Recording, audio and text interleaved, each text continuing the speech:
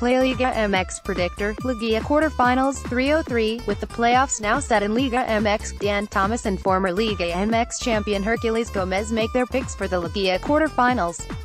3:03, 5:31 a.m. BSTTORREON, Mexico. Jorge Villafana wriggles uncomfortably and looks into the distance when asked about that night in Couva last October, when the Stars and Stripes' 2018 World Cup dream died against Trinidad. It clearly still haunts him. On the surface, it seems the 28-year-old U.S. international has been able to compartmentalize the disappointment. It certainly hasn't affected his club career. He's earned a starting spot in defense and been part of Santos Laguna's resurgence in this clausura. And Villafana is set to play against Tigres on Thursday in the playoff quarterfinal first leg as Los Guerreros attempt to lift their sixth Liga MX championship. But with his teammate Nestor Araujo's battle to be fit for Mexico's squad at Russia 2018 the focus of much attention in Torreon, the subject of the upcoming World Cup is still sour for Villafana. Going to the World Cup is the dream of all professional soccer players, to represent your country, Villafana told ESPN FC in a recent interview. And when you go with the national team, now, you go play but you're not preparing for anything. You're helping other teams for the World Cup.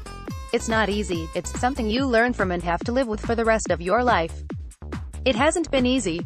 It'll never go away, but I'll try to get it out of my mind after the World Cup, since the loss to Trinidad.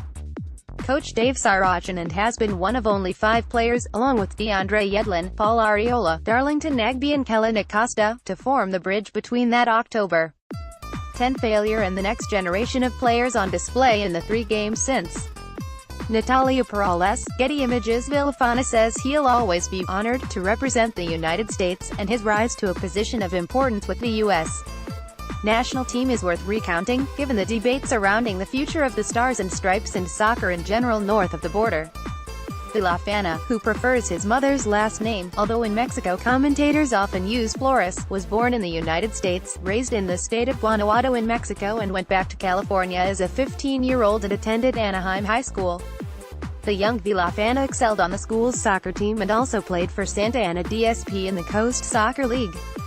It was on his uncle's urging that he attended the inaugural 2007 Sueño MLS, a talent search that rewards the best player with a spot on an MLS Academy team.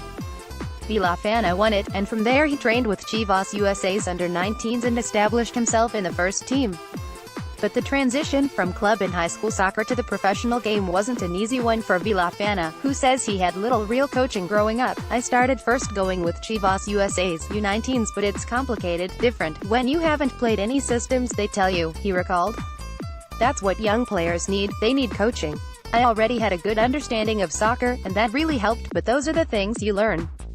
You need to be taught, that's what the coaches are there for. Sat inside the plush facilities at Santos Estadio Corona, Villafana chats excitedly about the opportunities the youngsters at the club's academy received, opportunities he didn't get until winning Sueño MLS, and while there is talk in America about players falling through the cracks in the soccer pyramid and a mystery as to who will become the U.S.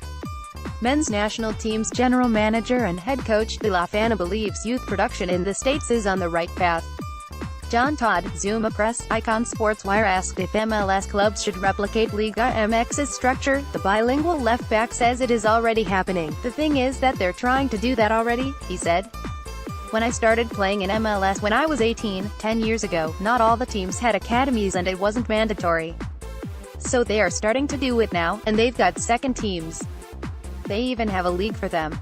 That helps because it helps develops your football. Back then, if you didn't play with the first team you didn't have anywhere else to play. Villafana found his way from winning the MLS Cup with Portland in 2015 to a spot with Santos, and he says that players in Mexico ask him regularly about what it's like playing in MLS. He's also quick to dispel any lingering doubts about the Northern League's quality when they do inquire. MLS is not an easy league, Villafana said. People who think it is an easy league maybe don't watch soccer. It's grown a lot over the last few years. The amount of money they are putting into clubs and in bringing players that bring experience. Maybe kids look up to them, and those players make the league. But you see Toronto, and for me, they are the best team in the league. How they play. They are well-worked. They know how they want to play. For Villafana, the chance to become one of just a handful players to win both MLS and Liga MX titles is on the horizon should Santos, who finished 4th in the regular season, capture the Clausura crown. The quarterfinal against reigning champion Tigres promises to be difficult, but then overcoming long odds has pretty much defined Villafana's career.